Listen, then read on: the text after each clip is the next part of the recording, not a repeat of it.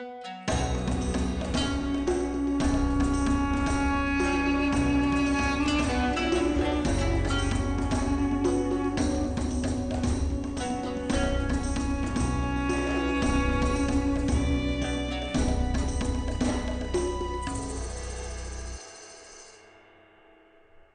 ad break time. I'm proud to announce that the Beyond Solitaire podcast is sponsored by Central Michigan University's Center for Learning Through Games and Simulations. 500-year-old Vampire, Jason Cox's cooperative role-playing game, is now shipping, and you should grab your copy if you haven't already. On top of that, there is new crowdfunding campaign on the horizon. In mid-January 2025, look out for Keep the Faith, a role-playing game about building a religion on BackerKit. The designer is Greg Loring Albright, who also designed Ahoy, and I'm very proud to say that I am at work on the curriculum guide, so I'm extra excited about this one. Also, if you want to support the podcast, please visit patreon.com/beyondsolitaire and help me keep the lights on. But for now, let's get on with the show. Hey gamers, this is Liz Davidson from Beyond Solitaire, and this week on the pod I have a very special guest. This is Tim Clare. He is a board game enthusiast and author of The Game Changers, How Playing Games Change the World and Can Change You Too. How you doing, Tim? I'm really well. Thank you, Liz. Thank you so much for having me. I'm really excited to chat. Yeah, I'm super excited to talk to you. So how did you end up on a project like this? This book is actually, it looks like quite a bit of work went into this, and it's really cool. So how did you get started on this journey? And did this book turn out the way you thought it would when you first proposed it? So, honestly, I think that my last book I wrote was on the science of anxiety and panic attacks, right? It was like I was speaking to neuroscientists, I was speaking to pulmonary biologists, really almost nothing to do with this, although it did turn out there were some links in the end. But I went to my agent and I said, look, I've got some ideas. You always sound like a completely I always sound the least well and coping as an adult at the point where I tell my agent my ideas for my next book, because you just come out with these half-formed. You sound like you're trying to you sound like a 5-year-old trying to describe a dream they had last week, like it's disjointed. And so what I did is I told her the really grown up, sensible, of the moment idea I had, which is like, we're all in conflict at the moment. I want to write a book about the search for truth and how we can repair our politics. And then, because I didn't want to have a document that was just one idea, and also because you're always worried that they go, that's a terrible idea. And then on the end of it, I just said, and it wasn't even an idea. I just said, I quite like games. Like, I play them all the time. I sometimes wonder, why do I like games so much? Is it okay as a grown-up to like games so much? And I kind of love them, and I'd love to write something about that. And to my surprise, she completely dismissed the sort of politics. She was like, I don't really understand this political one. I think you should really write a book about board games. And I was surprised, because she's not interested in board games at all. And most of the people in publishing, at least at the time, I assumed weren't. It turns out it's a little bit like joining the Masons. Once you are open and out and people know you as like the board games person, people like quietly come to you and say, hey, I've got like a level 12 rogue called Darkblade, a half elf, and they start telling you the backstory, and you're like, oh my gosh, you're like my kid's teacher, and you're working through. So like these people start, it turns out, much more common than you realize. So that's how it started. She said, you need to write this. And I was like, okay, well, you don't need to tell me twice. She correctly ascertained that it was the thing I'd love to write about. And I honestly think that the books that are most, whether they turn out okay, right, the best books to write are the ones that you need to write, because you can tell when you read a book by someone who had to write that book, that was the book that they had to write. There's just something, there's an energy in it that makes it amazing, right? Whether they want to write about, ninjas fighting pirates, whether that was the book they needed to write, whether it was a romance book that they just, like, their heart was in and they wanted to write, or whether it is this, for me, this was the topic I had to write. And no, it didn't turn out anything like I thought it was, because you have to do a pitch early on, right, where before you've even written the book, you say, this is what it's going to be about. So you have to go, before I do any of the research, I kind of know what it's going to be. And you make this statement that is like trying to predict the weather for the next 3 years. And of course, because I played games all my life, I thought I knew what games were. But I think sometimes when you sort of sit down and go, what is actually going on here? You can sound a bit like a stoner, really, when you don't make a lot of friends around the table by going, guys, why are we doing this though? What's the point? What's going on here? What's this ritual mean socially? But that's what I started thinking. And of course, then you find yourself going down all sorts of weird avenues and exciting ones too, because everything connects to everything. And game play and playing games is such like a fundamental human activity that actually, if anything, that was the hardest thing about writing it. Sorry, I'm kind of getting to the end of your question, but No, no, I love this. one of the hardest things is that games are so fundamental and so everywhere that, if you're doing neuroscience, right? When I was studying the neuroscience of anxiety, I could go to University College London, and they've got an anxiety department of neuroscience, and I could find the person who runs that and say, "Can I speak to you?" And there's like a boss of anxiety you can speak to. It culturally, like if I want to learn about, say, snakes and ladders, um, or shoots and ladders in the US, like there's everybody. It's so distributed amongst the population. There's no one in Great Britain you could go up to and say, "Do you know what snakes and ladders is?" And they'd go, "No, never heard of it." They could tell you what it is. They've almost certainly played it. It's on. You go into a shopping mall. It's like often on the floor somewhere. It's in loads of kids' books. It's everywhere. Most houses have a copy. Who do you go to talk about it? Who knows the history? Who's the person you interview for that?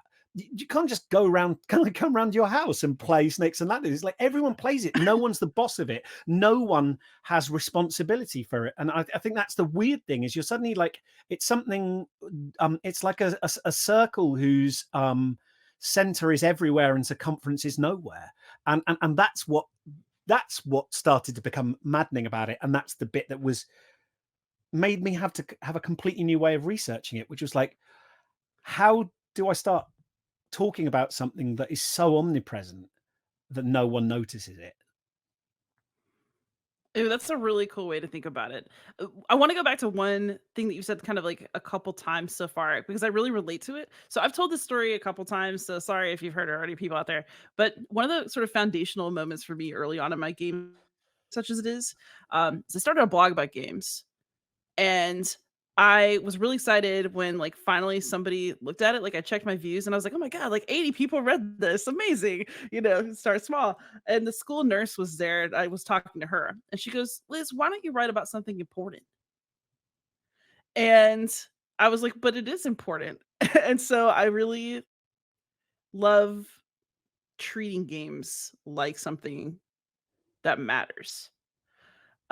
So when you were speaking, like, how did you find other people who were willing to talk about them? I guess like they matter as opposed to like there's sort of a random social curiosity or Well, something I went. strange in adults.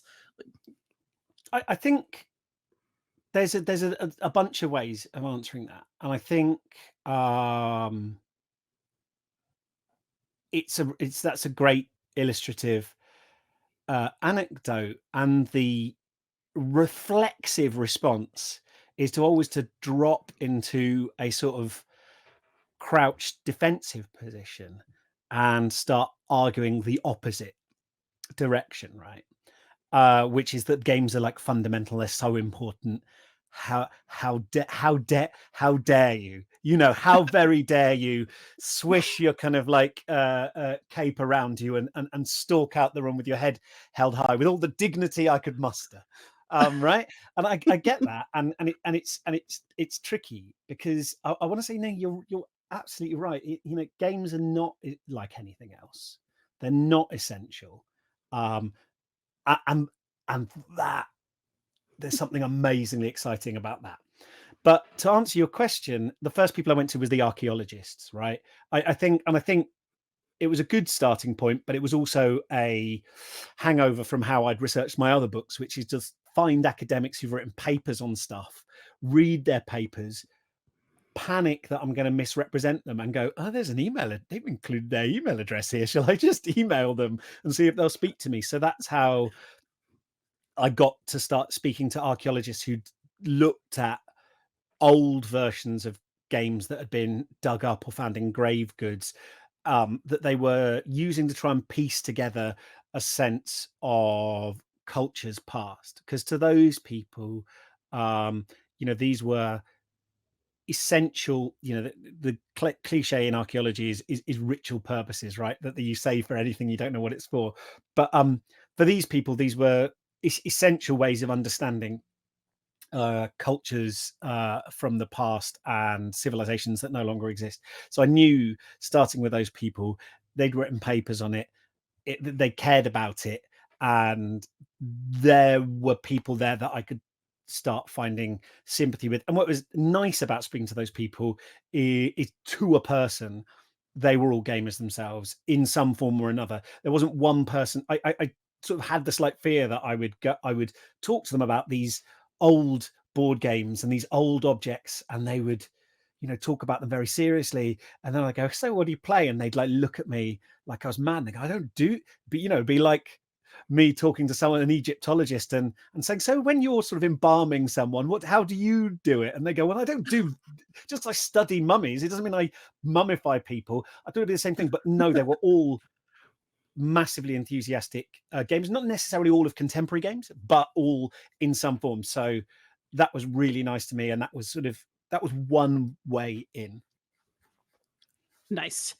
And then just looking at first of all, I just wanna compliment you on the pun chapter titles again because I really enjoyed them. Um, I I know which but one. I think there's one that we both know that I sort of basically had a biscuit and took the afternoon off when I came up with it, because I was just like, I'm so happy with that, and I hope at least one other person in the world smiles, because I was really pleased. I mean, some of these were good. I will say "We Don't Talk About Uno" was exceptional. Yeah, yeah. Yeah, yeah, I just was like, "Okay, that's cool. I think this book probably that might carry the whole book." So you've got chapters about the royal game of you talk about Senate, you talk about Roman dice, which I thoroughly enjoyed as somebody with a classics background. That was really, really a fun read for me. Game of the Goose, there's an obligatory Monopoly chapter, but you also talk about games from other parts of like the games that aren't kind of like um either ancient or part of like Western culture. So you've got stuff on Karuta here. You've got a lot of stuff about Japanese card games and how they evolved. You talk about Mancala games in Africa. How did you choose like which games needed coverage for the book? That's a really brilliant question, and I think part I think one thing I want to acknowledge is that there's no way in this book is, a kind of whistle stop tour. In a way, the book is like me being a kind of hype man coming out for the main act, which is the games. And I could not be a hype man for every game in the entire world without just, there's some very, very egregious absences in the book where things will get a mention, but I don't cover them in full. And for me, like dominoes and mahjong, I just want to acknowledge are like two massive ones where I spent ages looking at them. I went to there's a place called Maida Hill in London, where a group of pensioners during lockdown got an ASBO, which in the UK is like an antisocial behaviour order. They got slapped on them by a judge for playing dominoes too loudly in public. And I went there to the to the market where they played, and they're all sort of first generation uh, Windrush era Caribbean pensioners who I think have been harassed by the Metropolitan Police all their lives for um, essentially being groups of immigrants being visible in public. And I thought there was a really, really interesting story there. The community leader guy, this amazing guy, Ernest Theophile, who it turned out doing some digging into his background, found the Prime Minister David Cameron's bike got stolen 10 years ago. And Ernest Theophile used his connections within the community to find it and get it back to the prime minister, right? So this is a community that they're totally happy to use when it suits them, and then will shut down and try and lock up. By the way, the court order got turned over and they got found. But so there's stuff like that. Dominoes has got an amazing history, an amazing, rich, diverse history. Mahjong is somewhat linked to that in China, and I went and played Mahjong and looked at Japanese versus Chinese Mahjong and the history of Mahjong in the US, which became its own thing, coming over in the kind of 1910s, 1920s, and then becoming primarily associated with being taken on by kind of Jewish middle class women. It became like a big thing within that community, to the point where some children in the Jewish community grew up not knowing that Mahjong was Chinese and thinking that some of the terms in it were actually Yiddish, because it was so there's like amazing stories that I couldn't take. So how did I decide? I want to be clear, it was not through a kind of meritocracy of me going, well, this deserves coverage and this doesn't. I would have loved not to have done a chapter on Monopoly, but no one would have people would have not forgiven me. So there was a certain amount of me, as you said, the chapter on Monopoly is called the obligatory Monopoly chapter, and there was a slight feeling of me having to kind of cover the kind of received Western canon of games.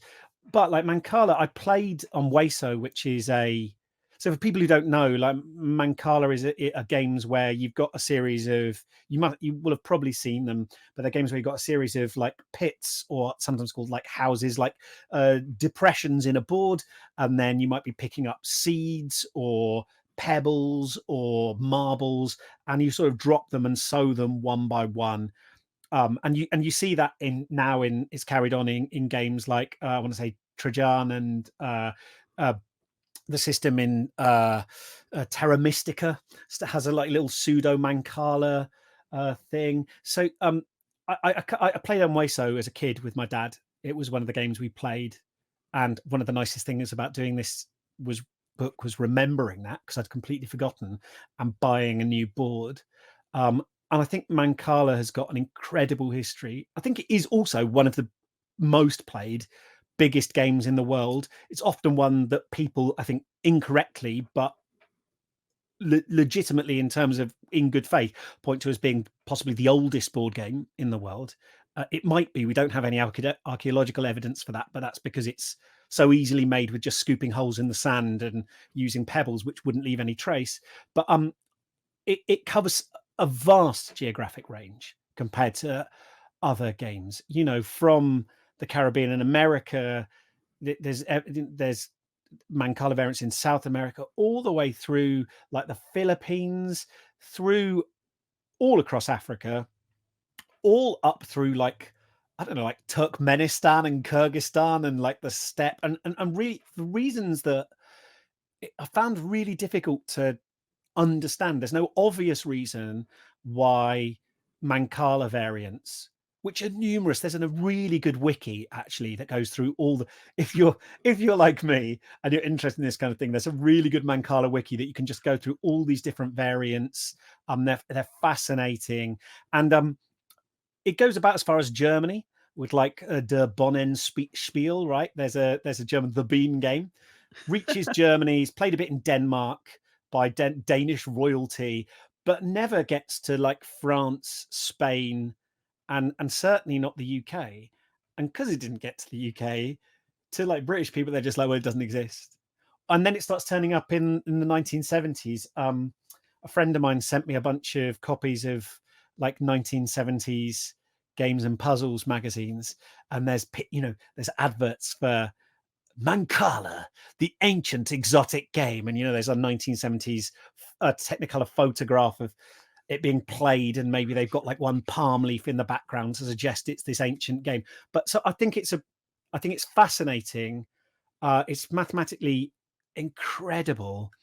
And then I was also just fortunate to get to speak to some people like in Antigua, Trevor Simon, who's an international worry master, and wanted to talk about that. Sometimes it was also just like people who were willing to speak to me, who were willing to tell their story, because as much as these games are really exciting to me, you can't you can't just write a whole book of me going, oh my god, guys, I'm so psyched, I'm absolutely vibrating here. I can't like really stim on the page and just bounce around and go, look, I just want you to be happy for me because I'm having a lovely time. So finding ways in through people's personal stories, I think, was also another deciding factor for me, where if someone was able to talk about it, like Trevor was, in a way that I found really interesting, then I could use that game to stand in. So I use a worry to stand in for all these different variants, like Omweso and Bao and Chongkak in Malaysia and Indonesia, which is a game I, you know, such a fascinating and amazing game. So that's the long-winded answer to your question, I guess. No, I like these. And then I guess one of the questions I had too is like, how many of the games that you put in the book did you actually play? And I asked this specifically, like with reference to the chapter on like the evolution of trick takers. Like you mentioned stuff like Ombre. Like, did you play Yeah, that? yeah, yeah. I And went. like, There's no any game that's seriously any game that the rules exist for, that is in the book, um that I I think maybe there might be one or two that I might mention in a list that I haven't played, but Ombre I've absolutely I would it was so important to me. I just want to, I'm jumping in here, and then please do your follow-up question, but it's so important to me that I played everything. I can't remember who came up with the. I think it's been attributed to H.L. Mencken, but there's that line about like everything in the newspaper is true, apart from those subjects which I happen to have personal knowledge about. Right? Like there's that thing that I used to get when I was a performance poet, where every now and then a national newspaper would do a piece about poetry is the new rock and roll, and they talk about how poetry nights were taking off around the country, and it would always just be complete nonsense. And I'd be like, who's this poet? I've never heard of this poet you're talking to. And I've been doing it for 10 years. Where did you get these people? And what are they saying about it? This is, I have personal experience of this, and I know it's nonsense. And I go and read the next article on volleyball, and I take it as read that the person writing it was like an authority, right? But whenever it was something I had personal knowledge of, I'd go, this is nonsense. And it was just so important to me that I didn't write another book or another article that was someone who doesn't, I just wanted to be respectful of every community. And it's not like I'm presenting myself as an expert on, say, Owari, right? I try and put the people who play those games, let them speak for themselves. But I don't think, I didn't want to write about Magic the Gathering having never played it. So I started playing it, even though I thought this is going to be the end of me, because I just, I think there's something, an outsider's perspective can be useful, right? You can have you can have someone, someone migrates to a country and they get a unique perspective on that country's social mores and culture, right? Like, I'm not saying that that's impossible, but for me, because the book wasn't just about games as some abstract floating set of mathematical laws, but as community rituals and important ways of connecting human beings, unless I was using them to connect with human beings, and playing them, I think maybe a more skilled writer would have been able to do that writing without having played them.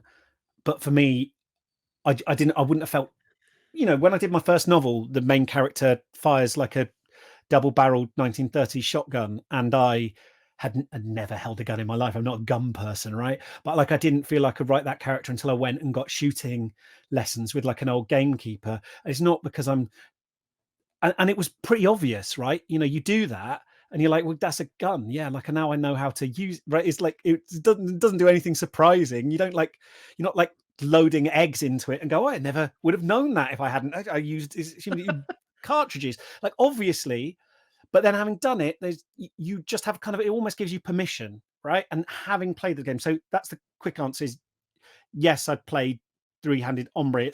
It's horrible to learn because the rank of hands and sort of like the stuff about how the rank of cards is just very counterintuitive. You pretty much need to print out a cheat sheet, and it's very slow. And so, to a certain extent, I probably didn't get the full experience of playing in a kind of 17th century parlor around a three-sided table. Uh, but you start to get a sense of what people are. So then when you read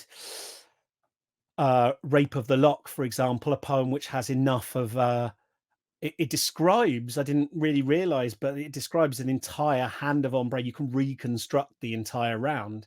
I understood what was being described there. Yeah, my following question to that was just like, is there anybody still keeping this game alive, or did you have to go figure it out and also find other people and make them figure it out with you? Yeah, my dad is kind of like a long suffering. We went on holiday to Finland a couple of months ago, and I mean, bless him, but just every night I got a pack of Moomin themed. We went to Moomin Land, and I got a pack of Moomin playing cards, and we were in this like little log cabin. And every night I'd go, right, Dad, we're going through the best two-player card games now, and I'm going to make a stripped deck, and then we're going to sit down. I'm going to teach you a new game. And he sort of very kindly was really, I really will sit down, and I am like the worst person for doing a teach as well. I teach games I start getting a flop sweat. I start shaking. I look like I got food poisoning.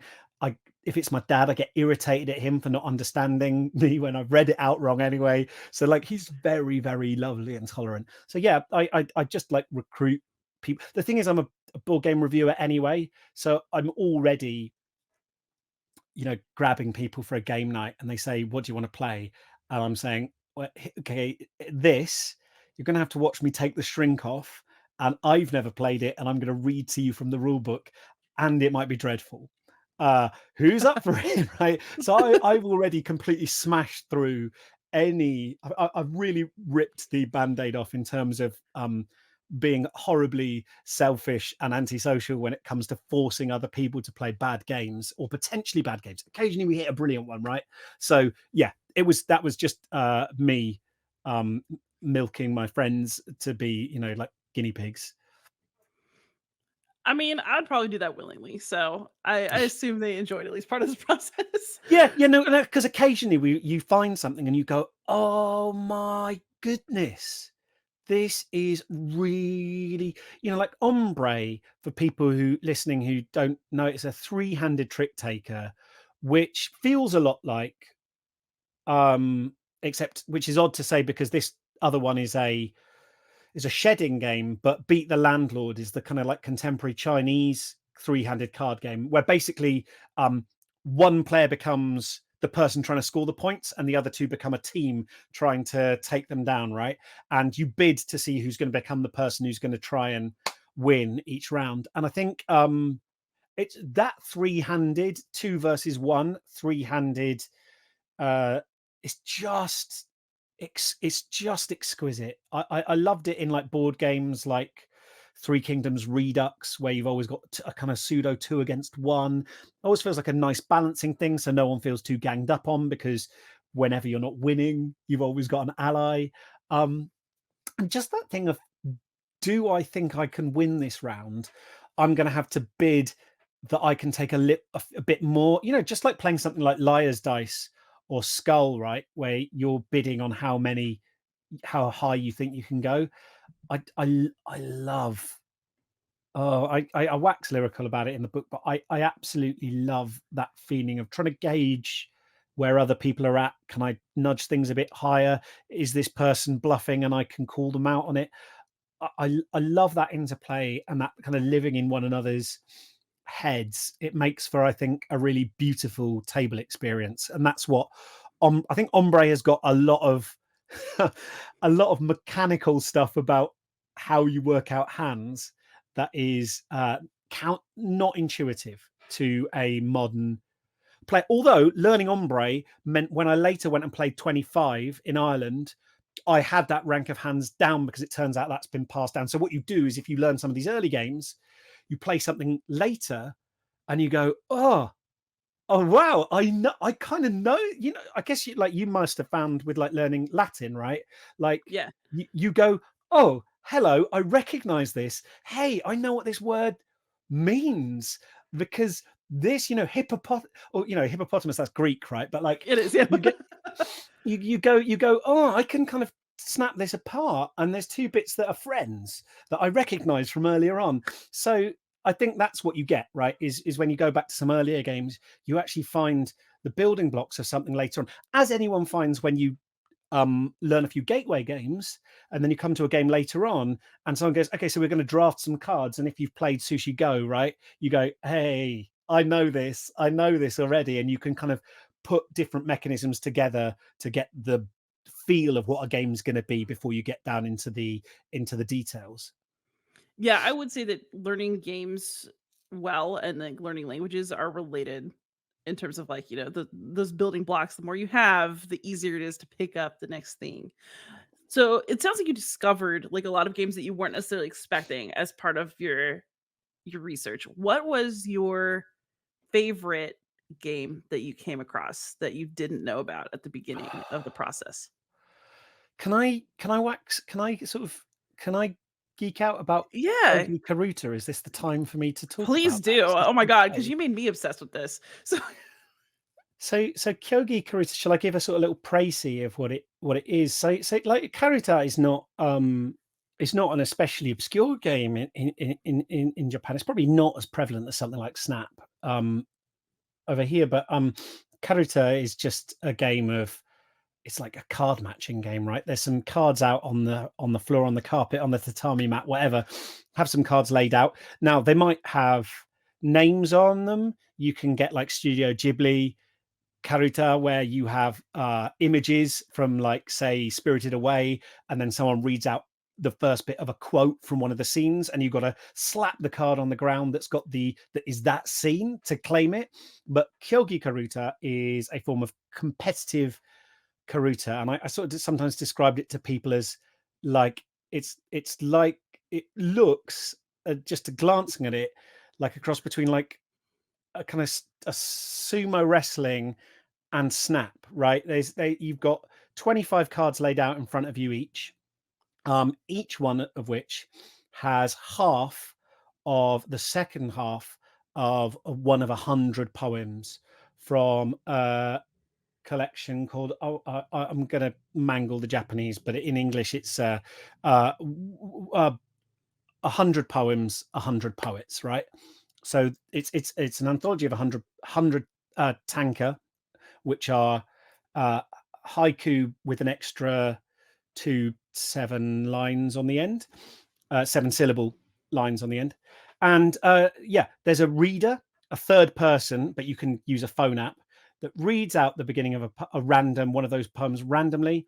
And you have to look in front of you. And when you spot the second half of that poem, you slap it with your hand to claim it. It might be one of the 25 on your side. If it is, you remove that from your side if you claimed it.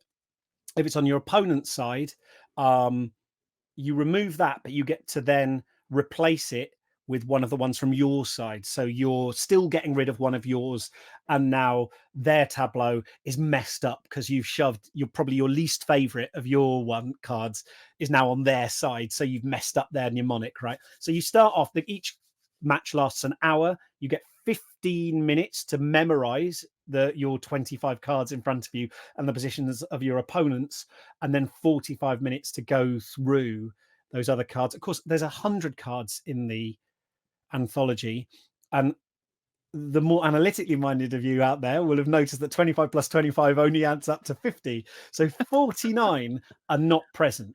And so roughly half the time, a poem will begin to be read out and you'll go, and then it's not there. So that's the game. It's obviously incredibly difficult for an English speaker to learn, but I did play it. It's also requires you to memorize, to get up to like a base level. You have to memorize all 100 poems, memorize the opening syllables, and then become very, very good at memorizing a tableau of 50 half poems in 15 minutes, which is, like, anyone thinking this doesn't sound fun or this sounds absolutely bananas. I mean, you are certainly right on the second bit, but it is, um the people who play it love it, and I've never been more moved by speaking to game players in my life than I don't want to oversell my feelings because people might think I'm hamming it up for the purposes of making it sound more dramatic. But I mean, I've ever since I did that, actually, ever since I wrote that chapter and did it, I've been learning Japanese for the past year. I felt so ashamed when I played and realizing I only speak English, and I was so moved by the players who played it and cared about the language and this culture and effort that I almost couldn't not. I got no plans to go to Japan. I got no reason to learn Japanese, but that's the kind of effect I want to say it had on me. Like people, I talking to people about what it meant, the game meant to them, and they were breaking down crying with how literally one person said, "I think it saved my life," and two other people said, "I think it gave my life meaning." And I spoke to the Meijin, the current king of Karita, and yeah, I just have never been so moved by a community that is at once intensely competitive, like absolutely take no prisoners competitive. When I went and played it, the person was like, "I'm not going to go easy on you. I'm gonna go like 100%." And like if you maybe like a little bit of manga or anime as well, like part of you like recognizes this in your soul. You're like, oh, this is the training montage where like the teacher says, I'm not going to go. I'm going to train you, and it's going to like unlock your kind of like key. Is going to like I'm going to hit, and I had that fantasy, by the way, that when I first played, like I would be being thrashed, and then some like some like feral rage would unlock in me, and I'd become amazing, and my opponent would look at me and go, "Nani?" and like it would be shocked. Why? How did he? And I'd go, "Wow." And of course that didn't happen, but it's a beautiful, deeply weird, deeply interesting game that has its roots all the way back to like Edo period and has some links with Pokemon, even in terms of how there were early versions of Karuta that were, had yokai and kami, different ghosts and demons and gods on the cards, and you'd be read, instead of being read out a poem, you'd be read out like the equivalent of a Pokedex entry about, the reader would be saying this lantern-headed spirit, and you'd go, "Whoa," and you'd hit that one and knock it away, or this creature cannot survive if the dish of water on its head spills, and you'd go, "Oh, I know that," and you'd whack away. So I think, it just makes me super. You can probably hear, not that I'm, generally lost for words, but I could talk about it all day because I think there's something incredible and strange, and there's a kind of, and also because we think of, or at least I had this prejudice about Japanese poetry, that it was this, I guess because of the haiku form, right? That it was this incredibly sort of restrained, austere, guarded form of poetry, right? That it would just be like that you'd just be like there's a crane stands on a bridge, a fish and swims through the water, and it would just be this very, very strange scenes. And then you read the poems in this collection, and they are so unashamedly emotional, people's sleeves wet with tears, this yearning, this heartache, this love, this unrequited love, this passion, this broken promise. Like this, in a way, they're sort of so beautifully teenaged, in the best way that in adolescence you can you can typify uncynicalness, open to experience, joy, curiosity, passion, and I think yeah, that's what I got out of it, was like this incredible tension between discipline and commitment, and just unbridled passion and aggression and competitiveness, and how I think supportiveness and competitiveness can sit by side, that you can make games and a game community that allow us to express the competitive side of ourselves, that almost see that go doing your best against an opponent is a kind of gift to them and a kind of mark of respect and a kind of way of honoring them in a very real way, right? Obviously, with mutual consent, right? I don't, I don't. My daughter's 8, and I don't tend to kind of like set her up in games just to like wipe her out and go, "There's the lesson." And I don't. To be honest, I don't always have to hold back because she's shockingly smart. She beat me on her first go at Splendor at the weekend, and I was a bit like, we finished the game and I was like, well, you're 8. And it says the box says it's actually for 10 plus. So technically you're disqualified. I win. But quietly I was like, I didn't even let you win. I'm going to pretend like I did to myself. Like just so I can say I can retcon that as good parenting rather than, my daughter's just very sort of shrewd tactically, and I'm I'm not. Oh man. So uh before I ask this question, I just want to tell you, you've got me like completely fascinated with Kurta as well. I have been reading the Chihaya Furu like manga, and I like went on YouTube and like watched some of the Queen matches from like 2013, What, the live 2014. action ones? Yeah, like the actual like somebody had recorded it on YouTube and it had like the sports scores almost, so I could see how many cards people had left, even though I don't know any Japanese, but I could tell what was happening. And it was just fascinating. Like the sort of pageantry of wearing traditional clothing, everybody's body postures, like the way the poetry was read out loud. It was like phenomenal. I suppose the one thing that I've been thinking of in the back of my mind is that one day, and I realize one day just sometimes means never, but it's certainly an active little thing bubbling, is I think that the finals are generally held in like, I want to say like late January or something like that in Japan.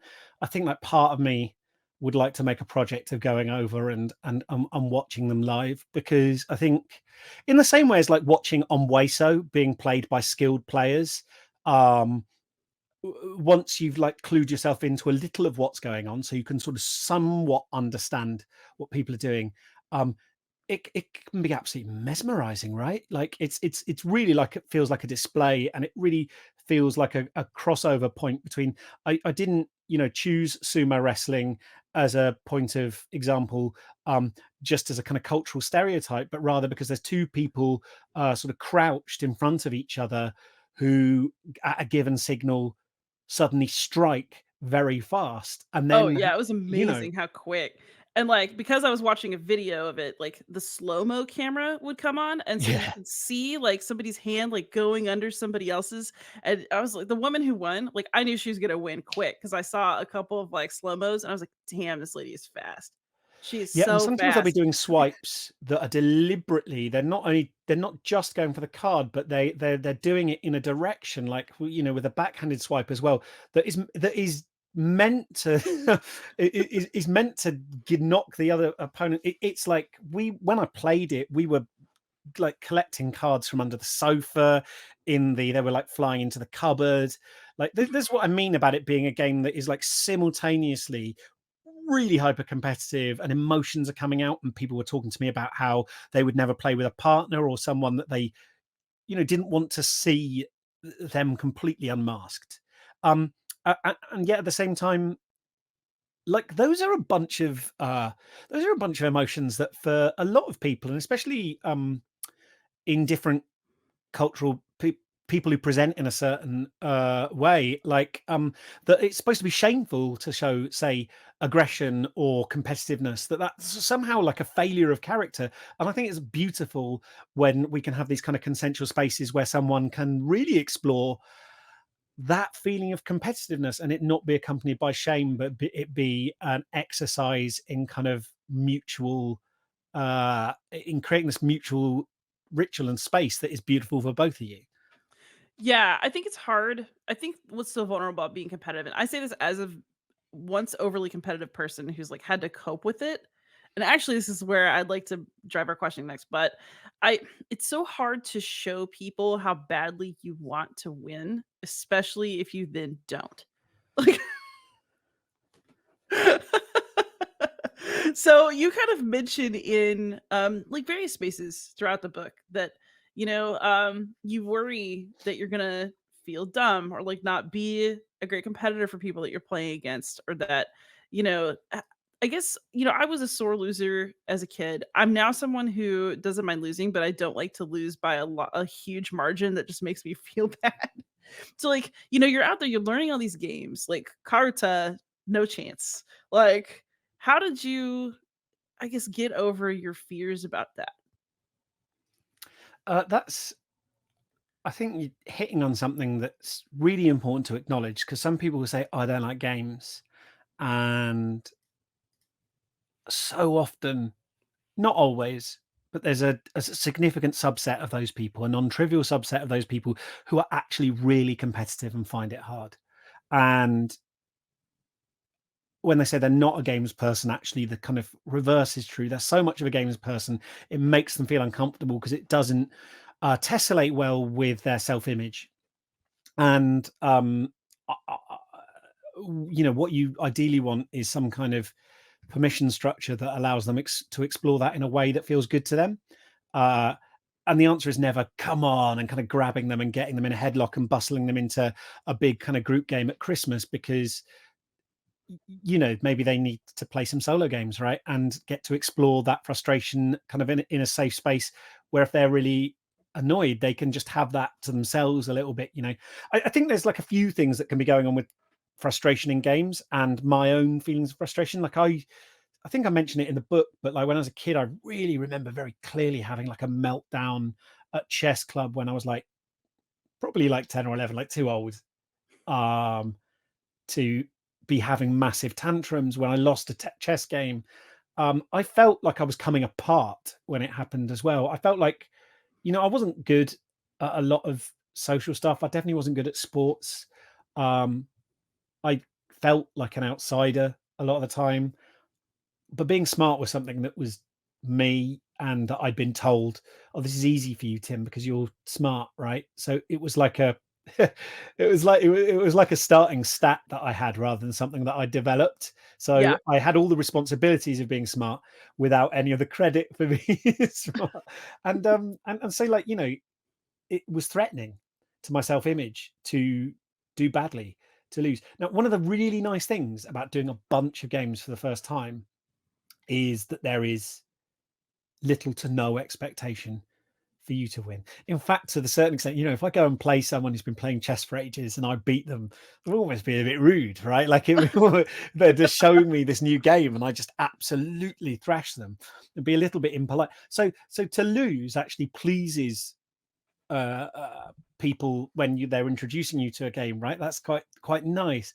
And so there were, but actually, as I sort of had to confront, even then, part of me was like, God, I kind of want to win this though. That even then, even though there's no real route to me being able to win first time, I kind of cared about it and I wanted to. And that's not the same for me with all games.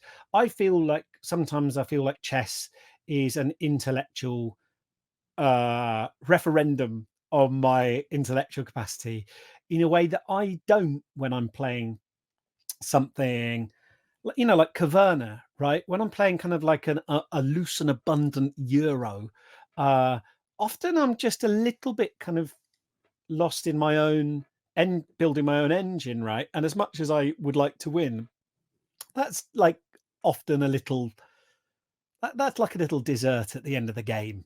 They're kind of like counting up points. Really, what I'm trying to do is get my engine and put these things together. And often, if I've done that well and I've pulled off a strategy, I don't want to I don't want to make myself sound like this aloof kind of person I'll be honest with you, Liz. Like, it does annoy me slightly when people talk about, I think the most important thing in a game is I just want to have fun. And people talk about themselves as if they've kind of retired from the dirty, grubby world of competitiveness that us mere mortals are playing in, and retired to this kind of Elysium where they kind of look down and like tinkling laughter on the follies of humans who are scrabbling for the kind of dirt of victory points. When I play a game, I don't want my friends to like suffer in their life, but within this limited kind of like world of the game, I want everyone to have a good time, but I want to win. And that's what creates the tension of the game and the dance and the delight of it, right? That's part of what makes it fun. Um, that is the game, you know. I understand it's a game. I'm not going to like slash their tires so they can't turn up. So I've got one less player. I want everyone to be there. And It actually, sounds like you're not often, committed enough. No joking. yeah, well, you know, I mean, you hear about stuff in the diplomacy community, certainly, but like, I, I just think there's something. Um, I think the things that really upset me, the things like when I get genuinely frustrated and salty and grumpy, would be when I haven't misunderstood a rule, and then something happens, and Yeah. it turns out that something I was going to do won't work because of a misunderstanding. That makes me like I sometimes feel myself getting a bit grumpy, and I think that comes from bringing up feelings of like low self-esteem, or my ability to concentrate. Uh, in the same way, when I realize I've forgotten my passport or my spectacles or something like that, it sometimes brings up the feelings of insecurity I have about poor concentration and not being able to cope as an adult, right? So that's one thing where it's bringing up a load of outside stuff, and I think some people have that with like issues with numeracy, or people who are dyslexic who struggle with reading text on a card. It can be bringing in those outside feelings, which are totally legitimate, and I understand, but in a way that's nothing to do with competitiveness, right? Yeah. What we then need to do is find games where you can kind of open up to your fullest and know everything that's going on and have all the available information and capacity. The other thing has been uh, like with something like chess, I discovered I went to UK Games Expo actually in 2020, maybe two or one, and there was a guy like doing chess, just advocating for chess education in schools, and he sat me down, this lovely guy, and just gave me a few like little lessons that they would run through in a school, and they were all kind of like using kind of space, and he kind of talked to me in a way that I think a lot of people would have found patronizing, but I don't think was ever meant like that, where he would put some stuff out on the board and go, okay, so where can this bishop see? And I'd go here and here, and he'd go, well done. And he had this lovely manner about him, and I felt really encouraged, and I felt really happy, and I felt really like, okay, I can exist in this space. This is for me. And I think chess is a particularly difficult one because the skill ceiling is really high, and Yes. it's a game where if you have any kind of skill mismatch, it's a miserable experience for some. Although I did play someone who was miles, miles, miles better than chess than me, and he was also like 10, 11, right? But I knew he was so much better, and we kind of talked it through it with me like a teaching game, and that didn't feel stressful to me as well. So for me, I mean, the other thing is just like accepting a little bit of frustration as part of as the same way as like eating a really good chili and going, oh, oh, and your mouth burns a bit, and you get a buzz, and you get like a little sweat, like moistens your brow, and you go, this is like part of the excitement and part of the price for entry. And I play Pathfinder, and I do some like role playing games. Sometimes like someone's character is going to get killed off, and or there's a betrayal or something happens that none of you wanted to happen. The dice go against you, and like someone feels upset, and not in a way that is toxic or bad, but you kind of go, they're like, I just need like to go for a little walk, right? And then we can talk through my feelings. I don't think any of that is bad. We used to have this idea around kind of, especially from LARPing and around some of the moral panic that came out around D&D, that feeling things while you played games was showed a kind of emotional immaturity, right? And that feeling things after you've played a game, carrying any feelings out of the magic circle, um, you had some fundamental disconnect with reality. What I would suggest, like if you go and see a movie, and as the credits roll, you need to sit there in the darkness for a little bit, just processing what you've been through. That's was a good movie, whatever you're Yeah. No, I processing. agree with that. Yeah. And the same thing I think can happen with games, and it's like I think it's just like accepting those parts of yourselves, right? The competitiveness gets crappy if like if you cannot admit to yourself that you're competitive, because that's when you will start being like horrible. You'll start, if you're in a tournament, you start like privately thinking to yourself that other player was cheating. They were, oh god, well that's a really unfair deck, well they only had that because they picked that particular deck, whatever. That's when you get kind of like grumpy and pass ag, and and and, and that's when people have to kind of rush in to kind of like manage your feelings as well, where people are going, oh, it's not too bad, oh, we can play something else, oh, do you want me to retake that, whatever. Like I think you just have to go, if you can own it and go, I'm absolutely spewing right now, I'm gutted, I'm gonna go and I'm gonna have a little walk for half an hour, right? That to me is perfectly acceptable, and I wouldn't want really to be involved in art that didn't sometimes have the possibility. That's not what the kind of game you want to play all the time, right? Like there's something lovely about playing exceedingly chill games when your mental health is just shredded and you just want to essentially do a bit of kind of like cardboard knitting. I love that.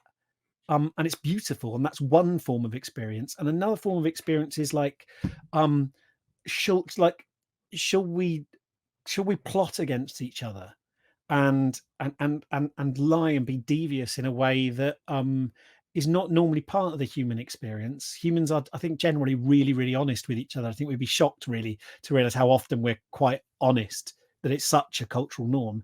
And I think there's something lovely and delicious and interesting and empathy building about making consensual spaces where we go, no, we're going to do. You look at the number of sports teams, by the way, that there was a during the World Cup, one of the the England team, goal celebration involved like running up to the corner flag and like waving a hand in front of his face as if lifting a mask. And it turned out that they'd all been playing One Night Werewolf in the dressing room, and that was like a sign for like how they'd all sort of got this like developed an in-team language of like of lowering the mask to reveal that they were actually a werewolf.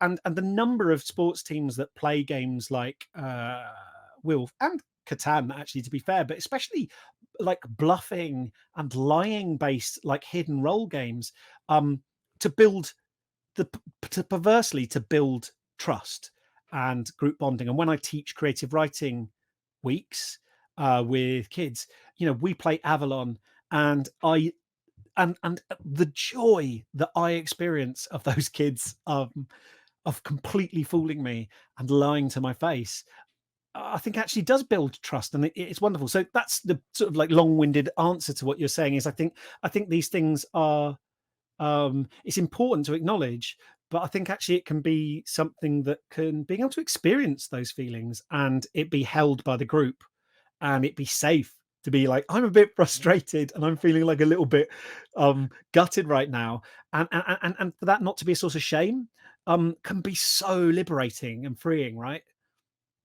Absolutely. And so we can cut this if you don't like it. But I also kind of I really love your, I guess, blend of like research and personal revelation and engagement throughout the book. And you choose to devote the last chapter to talking about your diagnosis with autism as an adult. What made you choose to include it like in the book? And then also like did you actually decide to get tested as a result of doing the research for this book? Yeah, I promise you, like none of that is made up for effect in the book. I genuinely, so what it was I have played games and been in the community for years, right? And I'd noticed, especially, I think it was like first in kind of like in playing Netrunner, right? That like the higher up that I was, the better I was doing in a tournament, the less eye contact there was at the table and stuff. And just noting that like neurodivergent people were um, richly represented within the board game world. And I was also just kind of thinking, it strikes me as I wonder whether there's some connection here, whether there's something about playing games and maybe role playing that attracts autistic people, because it feels like I get why you might be interested in kind of like maths, like because I had a bunch of stereotypes going around my head, but would you want to play like a, I remember I started. So what I thought, look, because the book was like nominally about kind of connection and community, I thought, well, like that's a community and also a group that are seeking connection, who are sort of stereotypically find socializing and connection more challenging. That's one of the classic presentations. So I thought I'll start speaking to, and I put out, and you can see like on my Twitter history, I put out a thing saying, is there anyone who's like neurodivergent, ADHD and or autism, who'd like to speak to me about their experience of playing games and why it matters to them.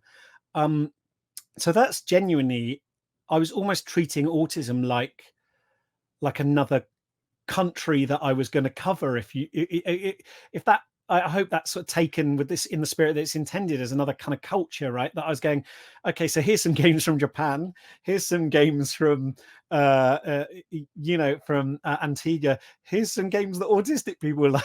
I was almost in my head, that's how I had it kind of categorized. And I had really interesting conversations, and was really interested that there were so many role players and people who liked bluffing games. And I was like, why? That's not what I expected. And then I thought a couple of people had independently done DM slides where they went, have you ever thought you might be autistic? And if anyone's seen my social media posts, they are often a kind of mix of me geeking out about something or talking about having a tricky mental health day. So I can understand how they came to that conclusion in retrospect, right? But I was like, and my answer was like, no, I'm not autistic. That's silly. I would know.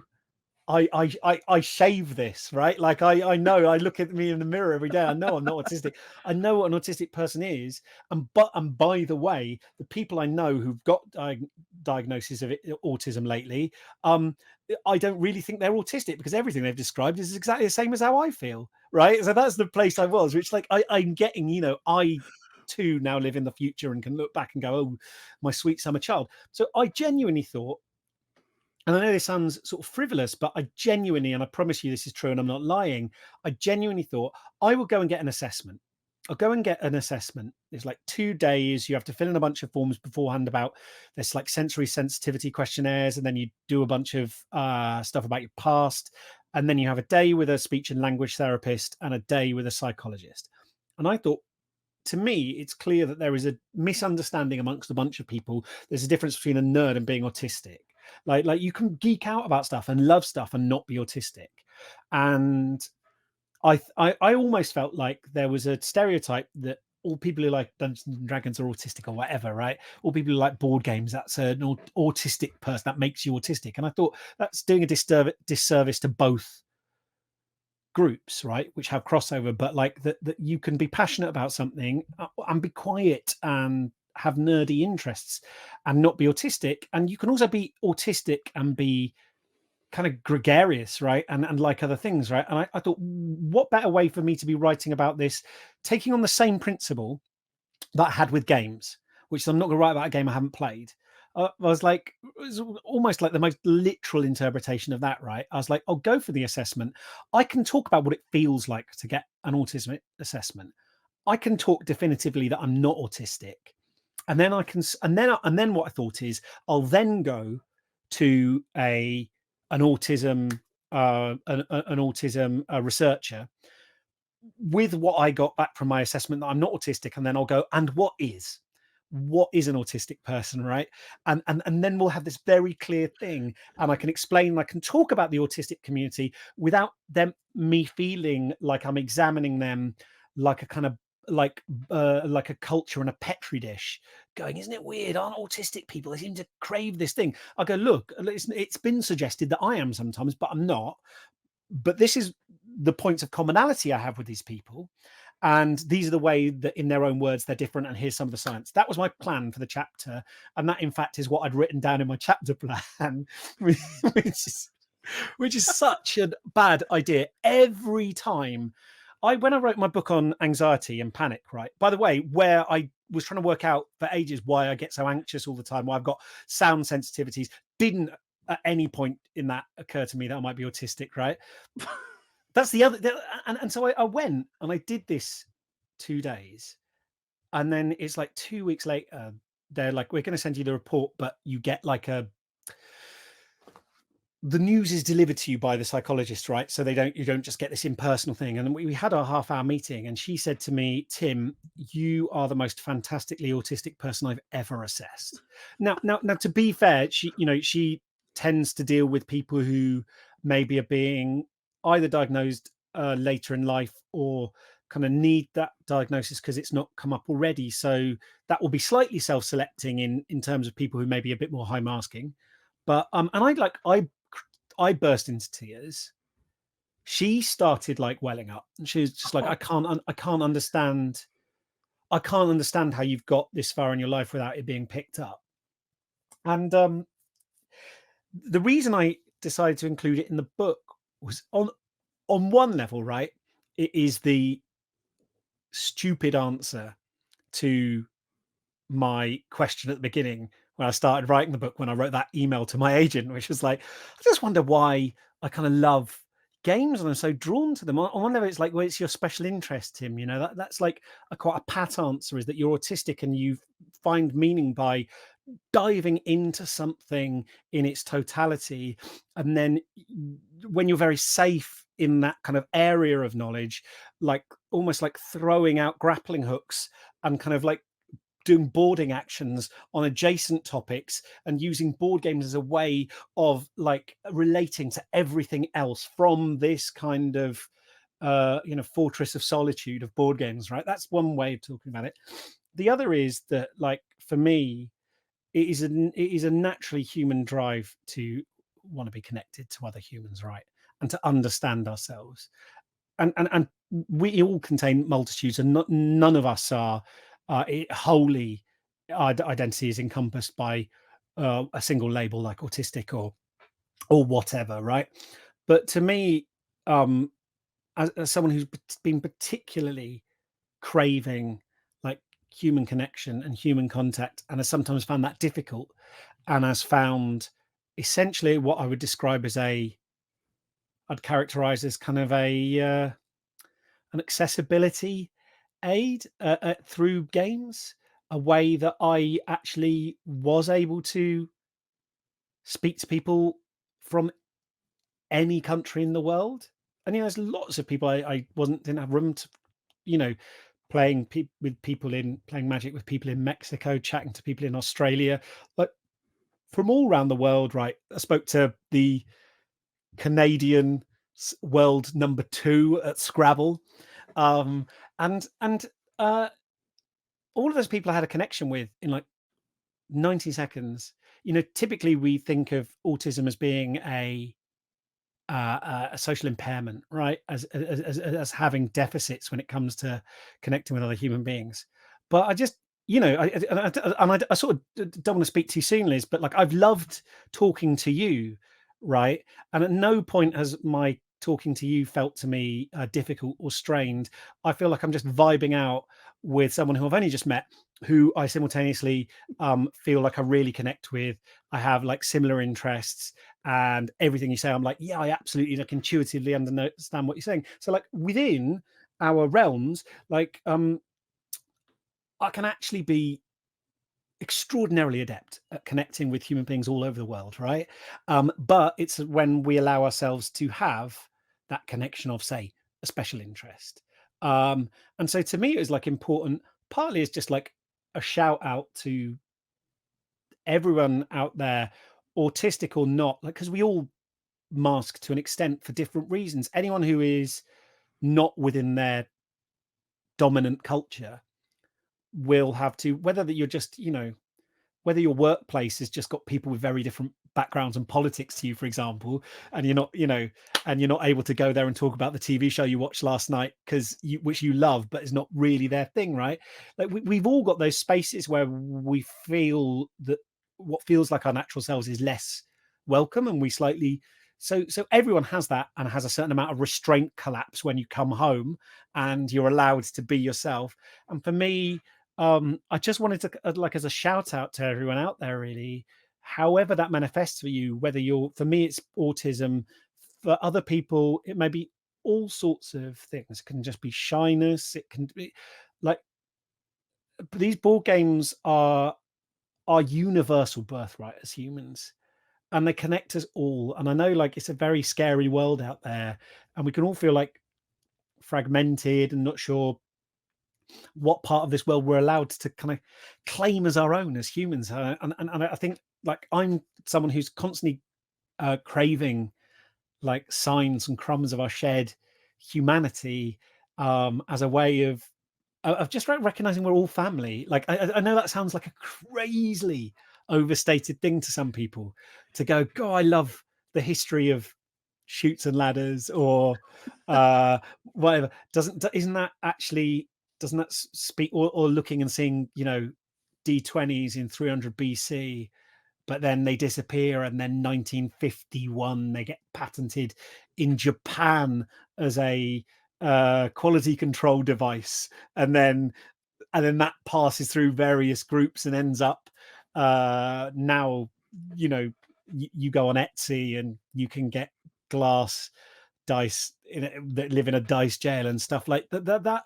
The way that, and how cards move from China and go through the Islamic world and end up in Portugal, and then come all the way back and end up in Japan via Portugal, and then we get Karuta, right? Like, to me, that way that we're all kind of connected is very, very healing to someone who a lot of the time has felt like the spaceship left without him. And I feel that feeling of alienation is not in any way. No neurotype has has complete claim to alienation, right? Like, it is a very, very common human condition, and games are this wonderful embassy space where we can meet each other, and we can kind of hang out, and that's why I felt it was important, because I think it finally explained to me, and hopefully it gives some crumb of explanation. And everyone else's stories and explanations and ways in are going to be different. And it might be, this was what we played on our family camping trips. This is what I played with my, one guy was just telling me about, playing with his Sicilian grandmother and playing cards with her around the table, and the smell of espresso at breakfast, and playing cards. And that's like the anchor for all this other stuff that matters. And so I thought, in the same way as when we were talking about kind of Kyogi Karuta as this sort of deeply specific thing, but that actually anyone who's like geeked out about lore or systems or memorization, you don't have to be Japanese. You just have to know that kind of like the exquisite richness of the suchness of things, right? Of the specific, and caring about stuff and systems. If you understand that, you understand Karuta. And I hope that by being very specific about my relationship to games, I can maybe encourage self-reflection in other people, and they might be able to identify their journey and why games feel like home to them. That's a perfect response. No notes. Okay, so we are totally vibing, and actually, I feel like you and I could probably go like a really long time if we just kept Yeah. going. But I'm gonna cut it because that was just so good. I'm not gonna add on. So you just get the softy questions. So number one is, what game have you been playing recently that is bringing you joy? Okay, so like I feel I sort of, I don't know why I feel embarrassed about it. I think it's because I probably can't defend it as being like a kind of perfect game, but I've been like loving it, which is a game, I think it's published by Hobby Japan, called Builders High. It's a kind of weird mix of engine building and shedding. It's a card game, right? Where Yeah. you are laying down buildings. You've got to fulfill some kind of, there'll be some city contracts out, right? You're building buildings, but you've also got to get rid of everything in your hand. And there's also, some cards have got money on, and some of them are buildings. And the buildings, once you've built them, do stuff, have special powers. So you're slowly building an economic engine. The wrinkle in the game is that you can only spend exact amounts of money. So if you get, because you're basically public, you're doing stuff for the city, you're public industry, so you've got to use up every bit of money in your contract. You can't have money left over that doesn't go anywhere. So it's a really interesting game of think actually quite a lot of spending is harder than it first looks. It's also a race because there's this amazing point. You can't end the game until you've claimed one of the contracts by building a set number of buildings, and they're different targets, right? And and then the game, and then what you're doing immediately, there's this beautiful art where it immediately turns, and you are having to shed your hand. So suddenly everything you've been doing in the game up to then, get money, get buildings, build this thing, you now don't care about, and you're just trying to spend everything in your hand and empty your hand onto the table. So there's this lovely arc and this lovely turn. And for me, the artwork is never going to be hung in the Louvre. It's, the box looks nice, but for me it just does something that a lot of other games, it just doesn't feel like anything else in my collection. I maybe I've got a soft spot because I picked it up and no one else has played it, so I always feel it's like one of my games that I get out and go, "Have you played this?" And they go, "No," and so I'm getting to introduce it. So maybe there's like 5% hipster in me there who's like going, "Oh, you probably don't know about this," but um, I've just had every single game of it I've played, I've had a really good time, and it takes like 25 minutes, half an hour. So it's found a kind of like ecological niche in every game night I've had. There's always time for it, and and I've had to say to people, look, if you ask what should we have one more game, and you're not going to immediately suggest something, I am just going to go, should we play this? So please, if you'd like to not play that, suggest something now. So Builders High is the game that I've been really enjoying. All right, I gotta try this now. And then, if people want to follow you or your work online, where do you like to be found? So I'm on Twitter sort of intermittently, Tim Clare Poet at Tim Clare Poet on Twitter. I'm also on Blue Sky, I think under Tim Clare. And my website is timclarepoet.co.uk. The poet part is a legacy of when I used to do stand-up poetry, which I don't really do anymore. But that's where you can find me if you'd like to hear me talking about games and my mental health all the time. Fantastic. I will put it in the show notes. Tim, thank you Thank so you. much for spending this time. This is a lovely conversation.